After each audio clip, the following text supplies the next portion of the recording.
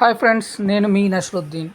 ఈరోజు ఆహాలో స్ట్రీమింగ్ అవుతున్న బూమర్ అంకుల్ మూవీ గురించి తెలుసుకుందాము. బూమర్ అంకుల్ 1 గంట 50 నిమిషాలు రన్ టైంతో ఆహాలో స్ట్రీమింగ్ అవుతుంది. సో ఈ సినిమాని ఏదో తీయబోయి ఏదో తీశారనేలా చిత్రీకరించారు. సో ఈ సినిమాని చూస్తున్నంతసేపు మనకి వర్త్లెస్ కామెడీ, సెన్స్లెస్ సన్నివేశాలు ఇలా చాలా మనకు కనిపిస్తూ ఉంటాయి.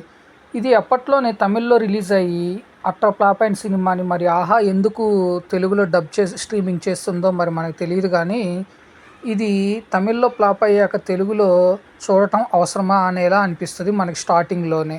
సో బేసిక్గా ఇది ఒక బూమర్ అంకుల్ అంటే ఒక పీరియాడికల్గా కొన్ని హాలీవుడ్ సినిమాల్లోని కొన్ని క్యారెక్టర్ని బిల్డ్ చేసి దాంతో కామెడీ పండించాలి అనే ఒక పాయింట్ ఆఫ్ వ్యూలో చిత్రీకరించిన డైరెక్టరు చివరికి ఎటెటో తీసుకుపోయి ఏం కాకుండా పోయింది ఈ సినిమా.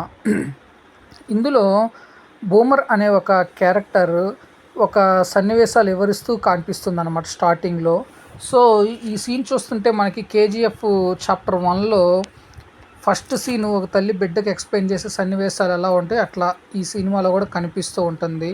అట్లానే కేజీఎఫ్, మాయాకుట్టి వంటి సినిమాలను లాంటి సినిమాలకు చాప్టర్ 2 అనే పాయింట్ ఆఫ్ వ్యూలో ఎలా ఉంటుందో ఈ బూమర్ అంకుల్ని కూడా అట్లా స్టార్ట్ చేసి దీనికి చాప్టర్ 2 అనేది కూడా ఉంది అనేది చూపించాడు డైరెక్టరు. ఇకపోతే వచ్చే కామెడీలో సుడిగాడులోని కొన్ని సెన్స్లెస్ కామెడీని టైప్లో ఇందులో కూడా ట్రై చేయాలనుకున్న డైరెక్టర్ అది పండలేదు.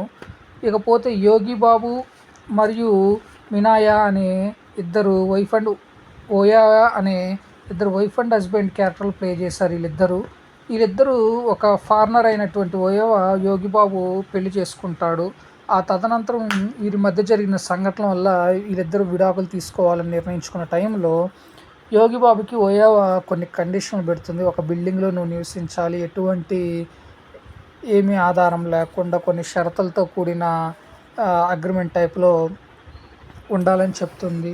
చివరకు అందులో ఉండటానికి అంగీకరించిన యోగిబాబుకు ఎటువంటి సన్నివేశాలు, ఎటువంటి పరిణామాలు ఎదురు చూశాడు అనేదే సినిమా. సో అసలు ఫారినర్ని ఎందుకు పెళ్లి చేసుకోవాల్సి వచ్చింది యోగిబాబు, ఆ తదనంతరం ఏం జరిగిందనేది బాగానే చిత్రీకరించడానికి ప్రయత్నించిన డైరెక్టరు బట్ సైడ్ ట్రాక్లోకి వెళ్ళి కొంచెం కన్ఫ్యూజ్ అయ్యి ఏం తీయాలనుకున్నాడో అది తీయకుండా ఏదేదో తీసి చివరికి మన మీద వదిలాడు అనమాట.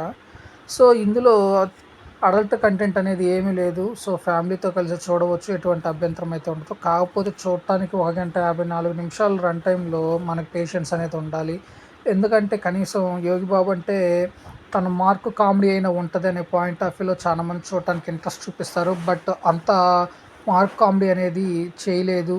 ఇకపోతే స్టోరీ అనేది సెన్స్లెస్ ఏమీ ఉండదు. ఓవరాల్గా చూసుకున్నట్లయితే time waste movie. So friends, నేను ఇచ్చిన రివ్యూ అనేది మీకు నచ్చినట్లయితే నా ఛానల్ సబ్స్క్రైబ్ చేసుకుని, నా ఛానల్ పేరు వచ్చేసి TSM Vlog. Thank you. నేను మీ నస్రుద్దీన్.